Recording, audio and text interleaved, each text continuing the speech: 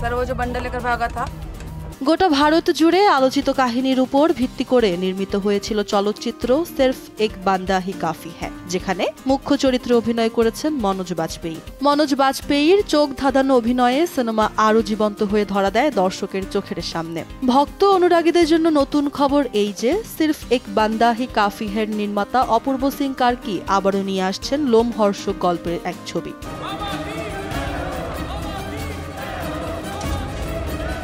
আপাতত ছবির first look তেমনটাই বলছে, আর এতে দেখা মিলেছে মনোজ বাজপেয়ীর ঠোঁটে জ্বলন্ত সিগারেট এবং চোখের শীতল চাহনি। দর্শক খুব সহজেই মনোজের চোখে প্রতিহিংসা অনুধাবন করবে। 14 মার্চ প্রকাশ পেয়েছে মনোজ বাজপেয়ী অভিনীত এবং অপূর্ব সিং কার্কি পরিচালিত ভাইয়াজি সিনেমার ফার্স্ট লুক, যার গল্প লিখেছেন দীপক কিংরানি।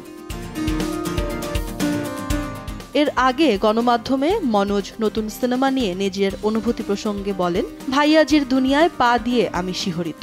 এর আগে নির্মাতা অপূর্ব সিং এর সির্ফ এক বান্দা হি কাফি হ্যায় সিনেমার অভিজ্ঞতা সম্পর্কেও স্মৃতিচারণ করেন মনোজ আরও জানান, ভাইয়াজি সিনেমা দিয়ে দর্শক প্রতিরোধ এবং পারিবারিক মেলবন্ধনে আবদ্ধ এক গল্পের খাঁটি নির্যাস পাবে।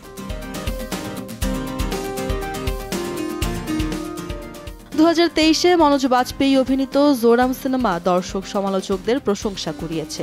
এছাড়া অর্জন করেছে Filmfare critics award for best film খেতাবও। জানা গেছে মার্চের 20 তারিখ ভাইয়াজি সিনেমার টিজার প্রকাশিত হবে। মৌটুসী রহমান, সময় সংবাদ।